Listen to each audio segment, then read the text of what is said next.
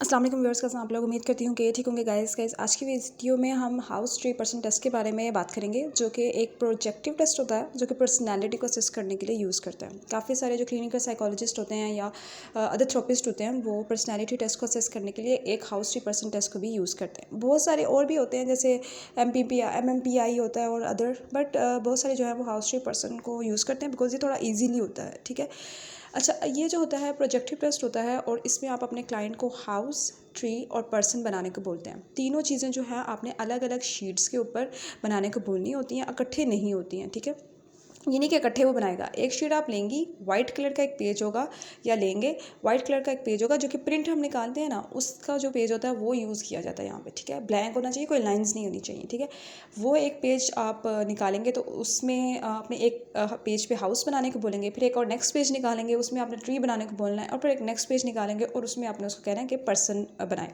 जब वो बनाएगा या बना लेगा तो उसके बाद आपने उससे जो है ये क्वेश्चंस करने हैं, जैसे इस घर में कौन रहता है, कौन इसको विजिट करता है, इसमें क्या ये हैप्पी हाउस है, ट्री के बारे में कि कितना ओल्ड ट्री है, कौन सा सीज़न है, इसको पानी कौन देता है, पर्सन के बारे में कि ये पर्सन कौन है, ये कितने साल का है, वगैरह वगैरह। ठीक है, इस तरीके के आपने अच्छा क्वेश्चंस करने हैं। मैं आपको लिंक भी सेंड कर दूँगी जो गाइडलाइंस होती हैं हाउस ट्री पर्सन की, तो उसमें वो चीज़ें लिखी हुई हैं कि कौन कौन से क्वेश्चंस आपने करने होते हैं। ठीक है, जब आप ये क्वेश्चंस कर लेंगे तो उसी हिसाब से आप उसको एनालाइज करेंगे। अच्छा, हाउस ट्री पर्सन की ये जो है गाइडलाइंस होती हैं, मैंने जैसे आपको बताया कि आपने कुछ क्वेश्चंस करने होते हैं। ठीक है, ये भी मैं आपसे शेयर कर दूँगी।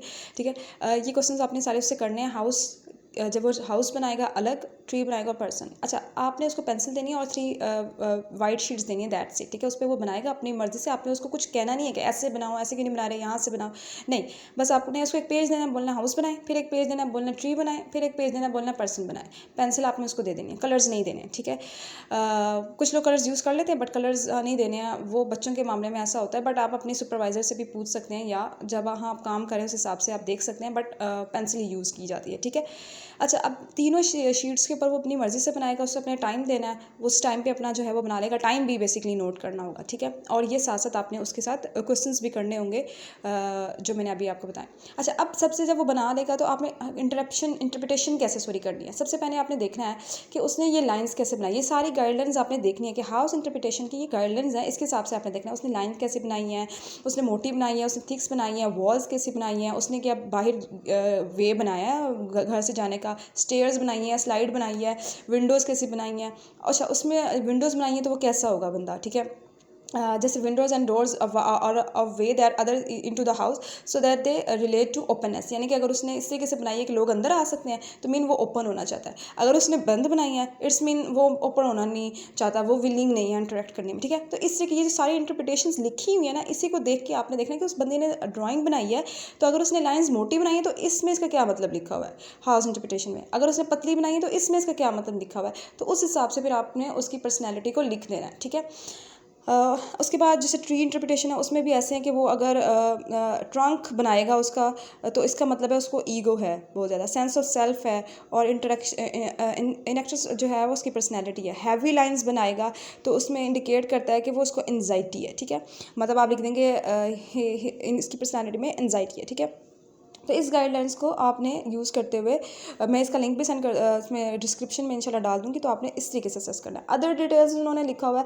कि अगर सपोज करें किसी और कल्चर का है या कोई और चीज़ें हैं, क्रिसमस ट्री बनाता है या कोई और चीज़ बनाता है, तो उसको भी आप देख सकते हैं कि किस तरीके से करना है। पर्सन इंटरप्रिटेशन में भी उसने जो भी पीछे गया उस हिसाब से आपने देखना है कि अगर वो लेग्स बनाता है और वो पतला बंदा बनाता है या जो है वो किस तरीके का बंदा बनाता है। ठीक है, नेक बनाता है तो वो कैसा उसकी पर्सनैलिटी है, नेक नहीं बनाता सेपरेटली बनाता है तो उसकी कैसी पर्सनैलिटी है। जैसे कोई बंदा जो होता है वो पर्सन बनाता है तो उसकी नेक ना नहीं बनाता, कोई लोग बनाते हैं, कोई लोग लंबी गर्दन बनाते हैं, तो उसी हिसाब से जो है ना उसकी पर्सनैलिटी होती है। ठीक है, अच्छा, ये भी हो सकता है कि कुछ चीज़ें वो बनाए और इस गाइडलाइंस में ना लिखी हो।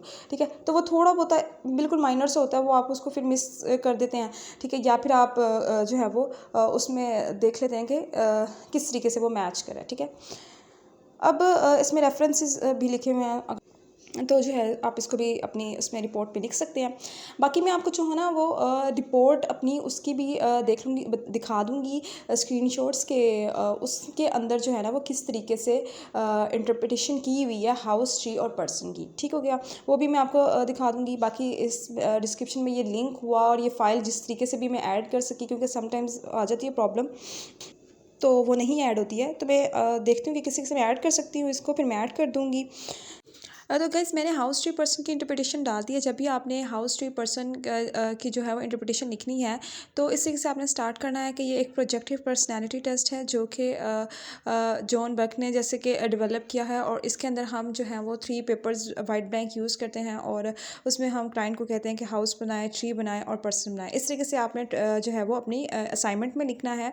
और अगर आपने पर्सनैलिटी टेस्ट को इंटरप्ट करना है तो आपने इस तरीके से जो है वो उसको स्टार्ट करना है और राइट डाउन करना है। ठीक है, आपने जो भी उसने चीज़ें बनाई हुई होंगी वो उसको देखते हुए, गाइडलाइंस को देखते हुए आपने ये चीज़ें राइट डाउन करनी है। ठीक है, अच्छा जी, तो इंटरप्रिटेशन जहाँ उसको हम स्टार्ट करते हैं तो सबसे पहले हाउस की इंटरप्रिटेशन में ऐसे होगा कि the house was small and client में रिजेक्ट फैमिली लाइफ। अगर वो स्मॉल होगा तो आप लिखेंगे कि वो स्मॉल था, इट्स मीन वो रिजेक्ट करता है फैमिली लाइफ को।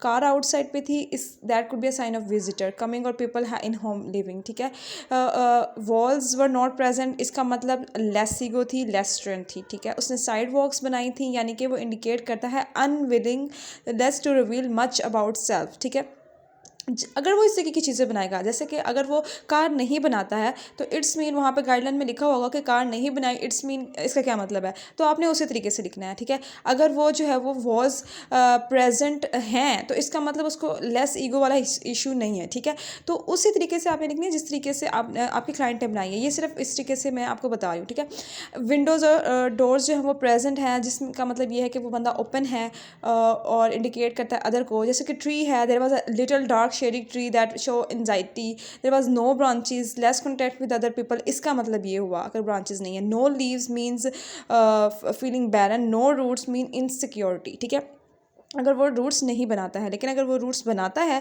तो इसका मतलब ये है कि वो इनसिक्योर नहीं है। ठीक है, इंटरप्रिटेशन जैसे वो बंदा अगर डार्क नहीं बनाता है तो इट्स का मतलब एनजाइटी नहीं है। अगर वो जो है वो ब्रांचेस को लेस कॉन्टैक्ट, नो ब्रांचेस की मतलब ब्रांचेस होंगी तो इसका मतलब लेस कॉन्टैक्ट नहीं होगा। वो जो सारी गाइडलाइंस होंगी उसको आपने जो है यहाँ पे उसके हिसाब से आप यहाँ पे लिखेंगे। हो सकता है वो कुछ और चीज़ें भी ऐड कर दे, ज़्यादा उसको शेडी कर दे, ज़्यादा दबा के पेंसिल को लिखे, या इस तरीके की कोई भी चीज़ होगी, या रूट से ऐड कर दो, वो भी आपने उस हिसाब से देख लेना है। ठीक है, पर्सन की इंटरप्रिटेशन अगर करते हैं तो person was male, same sex person person had close arms that indicate defensiveness, no neck means no separation, यानी अगर उस पर्सन की नेक नहीं बनाई इसकी मतलब उसको सेपरेशन नहीं पसंद। Person mouth was open, it relate to neediness. ठीक है, और अगर उसकी पर्सन माउथ क्लोज होगा तो उसका एक और मतलब होगा जो कि गाइडलाइंस में लिखा होगा और उसी तरीके से आपने उसको भी लिखना होगा। ठीक हो गया गाइज, तो उम्मीद करती हूँ कि आपको मेरी ये वीडियो पसंद आई होगी। मिलती हूँ अपनी नेक्स्ट वीडियो में, तब तक के लिए अल्लाह हाफिज़, गुड बाय।